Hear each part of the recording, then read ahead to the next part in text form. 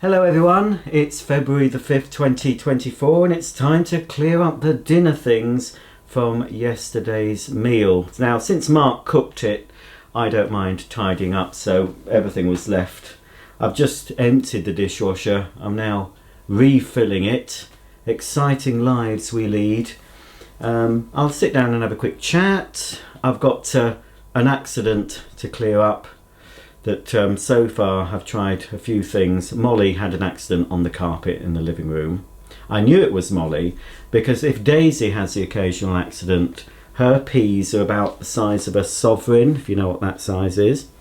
Molly's are the size of a saucer, so I knew that was hers. But I think she's soaked right through to the pile. Oh, thank you, Molly. Get away from the camera. She heard me talking about her. Go on. She gets under your feet. She's tripped, or almost tripped, myself and Mark up many times, especially when you're in the kitchen.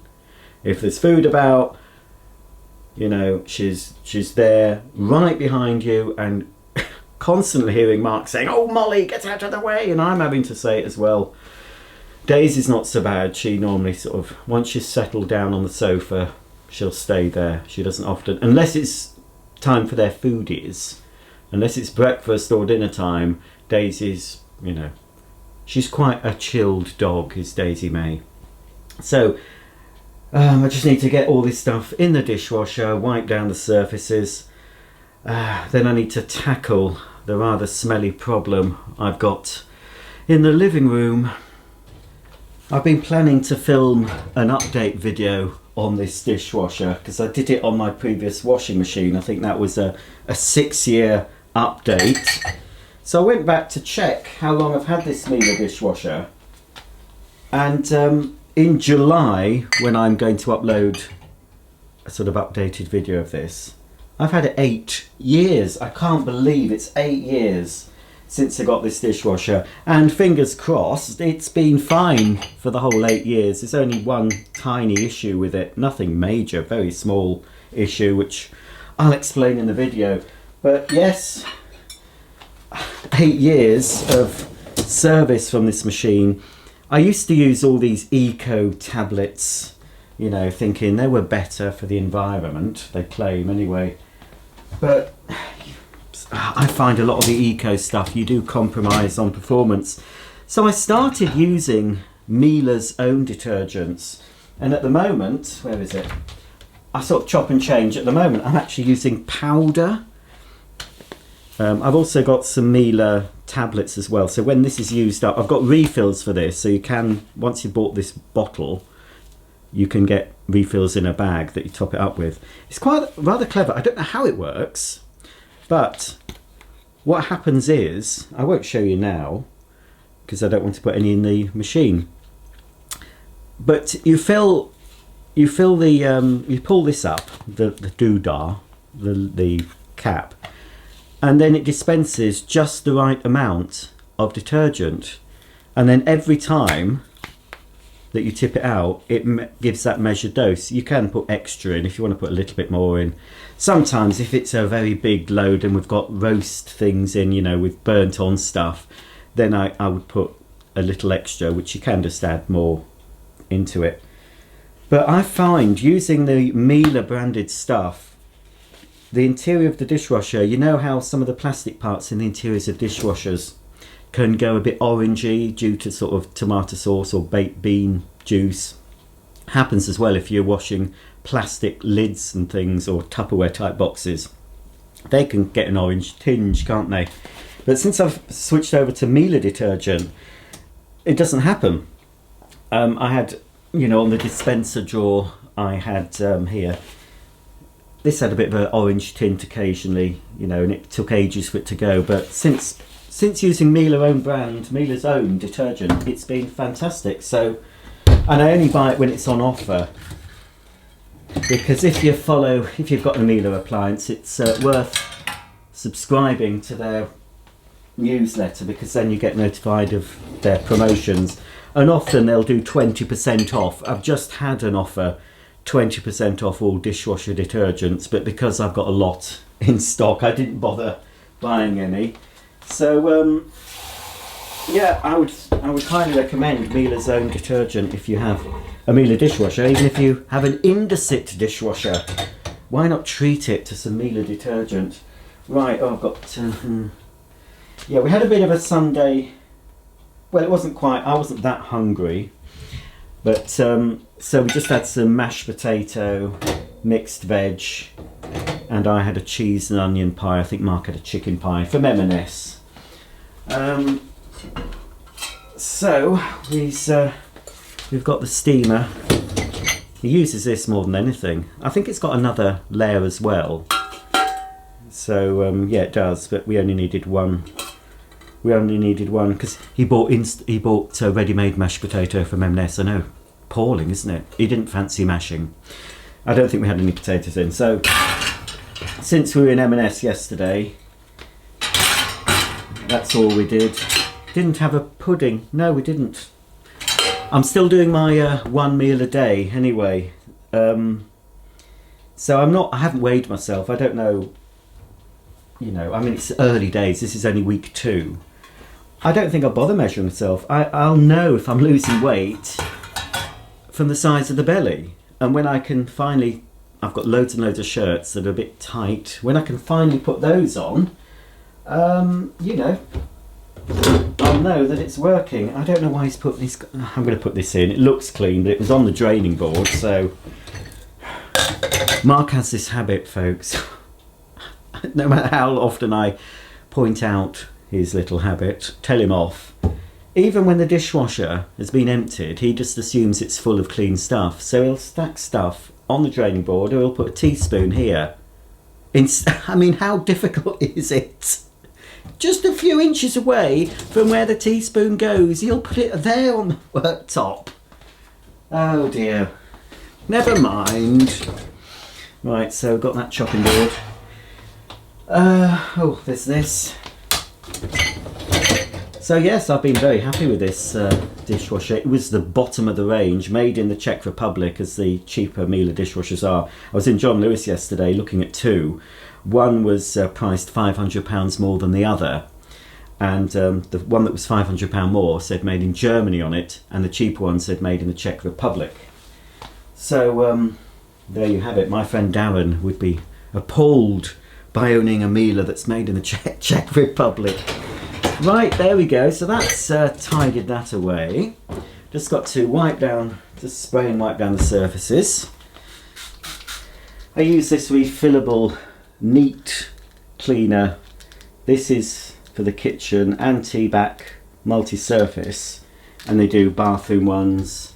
They do a daily shower cleaner. They do glass cleaner. I think the only thing they haven't done yet is a polish. But you know, it's supposed to be eco-friendly because you just get these tiny little glass bottles for around £2.50, sometimes less if they're on offer. And then of course you just put the little tiny concentrate into here and then top it up with water. So it does save on plastic bottles, and it takes up less room because you can have a nice big stock of the different, you know, we do some various different fragrances in the multi-surface. So you could have 6 or 7 or 8 bottles, refills, and they take up a tiny amount of space under the sink. So it's good for that, but it's okay. I think the kitchen cleaner's not too bad, but you know, it's all right just for, you know, squirting around your worktops and your microwave and stuff and your appliances, but it's not what I would class as a heavy duty cleaner. But they're often on offer. You can buy, it's looking a bit dirty, that bottle. It's often on offer. You can buy it like as a starter kit with the bottle and at least one concentrate. I think it just comes with one.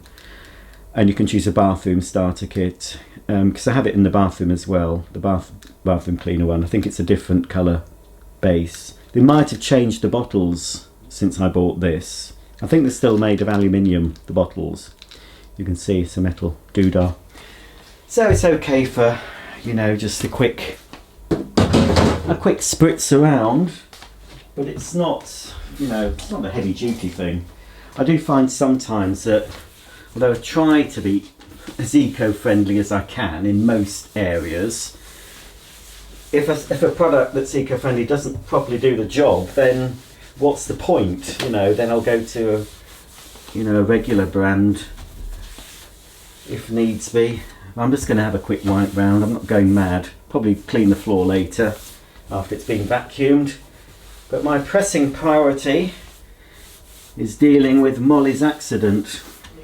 This is where Molly had her accident, and it looks like it's a lot bigger because I've been cleaning it up. It's still damp. I can smell it from here. If I put my nose down to that carpet, I knew it was Molly's wee. It was very strong. And initially I used my little handheld Vax thing and realised that didn't do the job. So then I got out another carpet washer, a Bissell upright carpet washer, went over it with half a solution full of half a tank full on just this area, back and forth, and then I went over it lots of times to try and extract it. But it smells so much. And then I had some of this in the cupboard, stain and odour remover, and this you're supposed to soak the stain in right down to the backing, so I put quite a lot on, left it, and then removed the excess using the suction from my carpet washer. But it still absolutely stinks. So I'm going to try again, but I'm going to get out my big guns. I'm going to get out the best carpet washer I've got and see if I can improve it. So I'm just going to liberally put this stuff down. It will have spread out, you see. It's soaked into the underlay, and I expect it's gone right down to the concrete floor. Mark says we'll just get laminate. I said I'm not having laminate or even Antico in the living room. I do not like living rooms with hard floors, even if they've got a big rug in the middle. Hard floors in a kitchen and a bathroom, obviously, but not in a living area, and definitely not in a bedroom. But as the dog's getting older, both dogs getting older, unless you watch them all the time, make sure they go out when they want to go out, you're going to get accidents. That is really soaked through.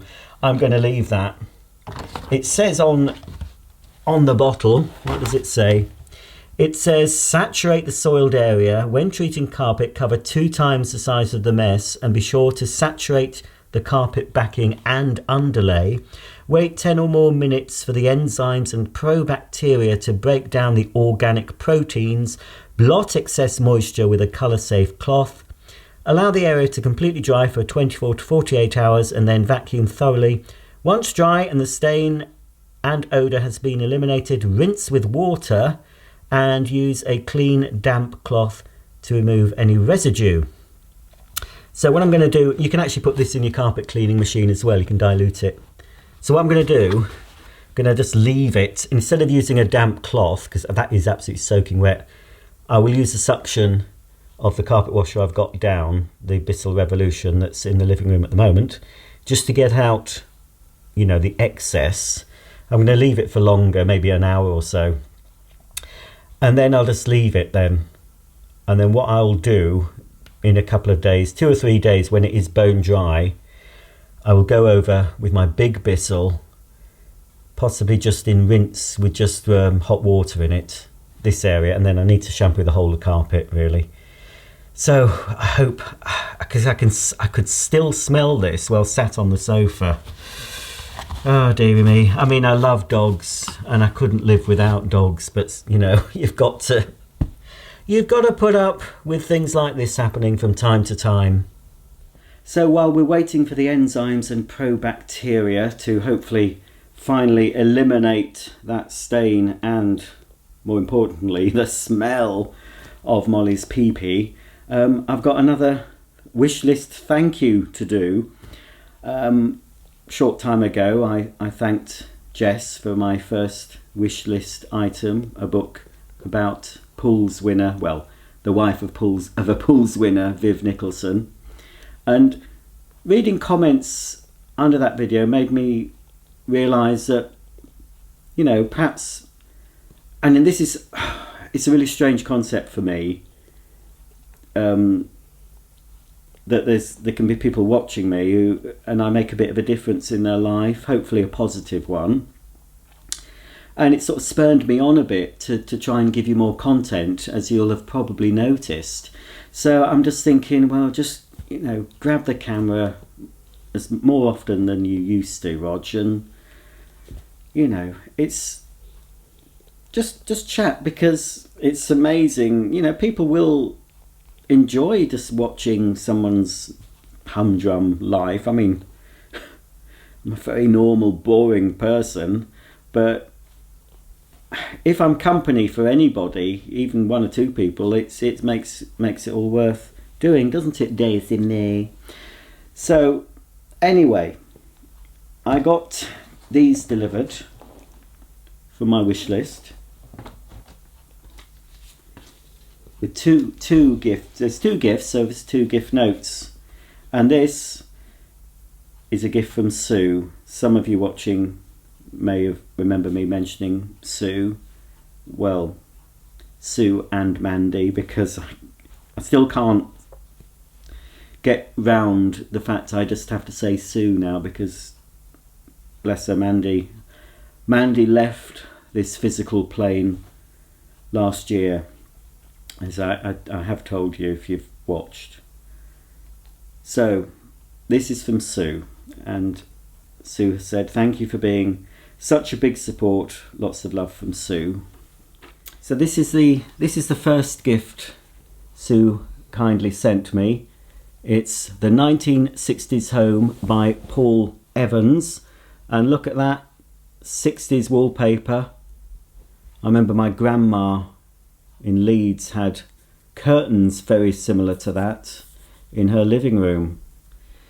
So this is just a little book, and you can see, I've only just noticed on the back, that's Hornsey pottery, and we used to visit, because at this period, well, I am a child of the 60s, but I will say I was born in the second half, well, just into the first half of the last year of the 60s. I consider myself a 70s child because I grew up in the 70s. I became a man in the 80s. Well, I matured physically in the 80s. Mentally I didn't, but physically I matured, so to speak. So this is just a little book with just a few pictures of sort of 60s interiors, and some of these things will jog memories. And it's a book from the UK, which I prefer. I mean, we probably had similar styles from UK and the USA, but there's a lot of things that I see from 60s USA interiors that we didn't have in the UK. So it's nice to have a UK book that you can look through and think, oh yes, we had that sink, or we had that sugar jar. I do love nostalgic things like this. This here, that is definitely the first Kenwood chef my mum had. That precise model, that colour. She had a few other chefs subsequently, but that was the first one she had, and that probably got the most use when I was growing up, because back in the day, certainly in the 70s, you didn't buy ready-made cakes and biscuits as much. You made them. And my mum would have a baking day. I think it was Thursdays, I think. So she would get her Biro book out, or any other baking book, and she'd make us, things like the coffee kisses, the nignog, and I'm not being racist, this is what they're called, nignog biscuits. They were like a flat oaty biscuit. I thought, am I imagining that? And a while ago I did look it up, and yes, they were called nignog biscuits. If you look that up, you can probably get the recipe. Just a flat oaty biscuit, like a flat flapjack. And she did various other treats and things, and they were locked away and rationed because they'd just get gobbled up by Friday. They'd all be gone. So obviously my mum didn't want to spend a couple of hours baking only for her brood to just scoff them in a day, which is what would have happened if we were allowed to. So a nice little book. They also do, same author I think, or at least the same Shire books this is. I'll have to go on, they've got a website, shirebooks.co.uk. They certainly do a 40s and a 50s one of this. I've not seen a 70s one in this format. But there is another 70s book that looks quite interesting. It's got a rally chopper on the cover. So I'm sure that's a UK book, not an American one. Can I just sit back a minute, Daisy May? Thank you. So thank you, Sue, for that. And then the other gift, which I was overwhelmed by, is this. And I'll do a separate video on this when I treat myself to assembling it. I always consider I have to be either very, very bored, or I've done something to warrant treating myself to assembling some Lego. And recently I've assembled some smaller sets. I've still got some quite big sets that will take days to assemble, that I need to sort of take up the kitchen table with. This is a new I think new for this year, from the Lego Ideas range, and it's a Polaroid land camera. Obviously not a working model, but I believe you can put the pictures in and press the button and they'll come out the front. So Polaroid cameras, to me, that's quite a 70s thing. And you always thought that people that bought instant cameras back then did so they could take saucy pictures, if you know what I mean. Because obviously you could take a little saucy picture of your missus, you know, scantily clad or no clothes, and you wouldn't have to take it to Boots or send them off to be developed, because the picture comes out straight away. So you can take all manner of dirty pictures and you're not sharing it with the chemist in your local Boots. But I've never had one because I think it was quite expensive. The film was quite expensive compared to the camera. My first camera was one of those sort of oblong ones. Was it Hanimex? I think that's something like that. I didn't even have the deluxe one. There was a deluxe one that had a handle that folded over and formed the case, and then you'd open it out so you'd have a steadying handle, and then you'd take the picture. I think mine had a flash, which you had to press the flash button to sort of charge the flash up, and you'd hear this high-pitched or whatever, and then the light would come on saying the flash was ready, and then you'd take the photo. And then I think mine, you had to wind the film on. It took this sort of, I can't remember the name of the film, but they were very, very common. I'll have been putting some pictures up from the Argos catalogue so you can see what I mean. But people of a certain age will remember those cameras and will say, yes, that was my first camera. You know, your first watch was a Timex. Your first camera was one of those point and shoot Hanimex ones. My first electric shaver was a plug-in mains powered Braun, you know, the cheapest one you could get. I remember getting that one, probably was about 15. I needed a shaver, 14 or 15. Started getting a hairy chest, very young age. So there, I'm going to really enjoy that, but I will do a separate video of this. I might do a speeded up build of it, you know, and then show you it all finished. But I'll have to save that for a special occasion, I think. So thank you very much. I'll read you what Sue said for this. A gift from Sue. I hope you find time to make this and it's relaxing. Thank you for keeping me company with your videos. Lots of love from Sue. So it's a pleasure, Sue. And it's a pleasure to keep anyone company that happens to enjoy my company for, I don't know why you would. I know Mark doesn't a lot of the time. I think most of the time is all right, but some of the time I think he doesn't enjoy my company. But, you know, we've been together a long time and you can't... It's not all sweetness and light, you know. Despite what you might see on Instagram, it's all fake, you know, all that stuff. It's all fake. Not all of it, but, you know, people don't put up on Instagram everything, do they? They don't put up on Instagram, you know, they don't show their laundry and realise, oh, there's a skid mark in my Y fronts, you know. They don't show that stuff. They show perfect. Oh, is that somebody? I don't know. I am expecting a delivery today. Instagram is so, on the whole, from what I've seen of it, it's just so fake. All these, you know, these influencers, and I'm not an influencer, I hate that term. I try not to influence anyone.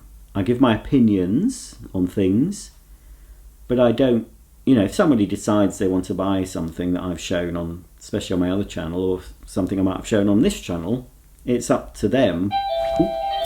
It is a delivery. Yes, that was a delivery, and it was what I was expecting. It's been handed to me upside down, but hopefully it's arrived intact. That's something from my other channel, so I won't say what it is. You'll be seeing the unboxing and demonstration of whatever it could be on my other channel. It's something, it was an impulse buy, but I wasn't even looking for it. Often on eBay I'm looking for something else, and at the bottom of what you're looking for there's other things, and I saw it and thought, I've never seen that before. And then I went to have a look on YouTube, and I could only find one other video of that machine. So I thought, I'll get it. I'm not planning on keeping it. I doubt I'll keep it long term, but I think it'll make an interesting video. The thing with my other channel, some of you might know, demonstrating floor care appliances, vacuums, floor washers, sometimes washing machines and things. I've got to try and keep it fresh. That's, you've always thinking, you can't keep showing the same sort of brands. I mean, I've got my favoured brands that I show a lot of, but you've got to sort of, from time to time put something that's a bit of a curveball and a bit different, just to, to keep the interest, because I don't want people thinking, oh, it's going to be another one of this, that and the other, because I've watched channels where they've done very similar things one after another, and I think, well, why don't you split those up? Instead of doing all the same sort of things over a week or two, just do one of those and then a different video, and then sort of spread them out. That's what I try to do anyway. But so I'll look forward to opening that. I'm not sure if I'll do that today. I might do, but I've got lots of other things to be getting on with. So I think that'll do. I don't want to, if I'm giving you more content, I don't want to keep going on and on, as I always do, chatting too much. So that'll do for today. So priority, as I said, well, I'm just gonna leave. I might leave it for a couple of hours. I'm just gonna leave that solution, and then I've got to go up into the stock room upstairs, get the big Bissell out, my big green clean machine, and tackle it. I'll keep you updated.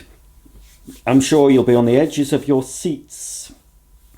So I'm a little bit doodah. I've only had a black coffee, that's all I've had, and that's all I'll be having until I have my one and only meal, depending on how I feel. Between 2 and 3 p.m. I tend to have it, and then nothing. If I feel a bit hungry later on, I'll just have some fizzy water, or possibly a herbal tea or something, but I won't be eating.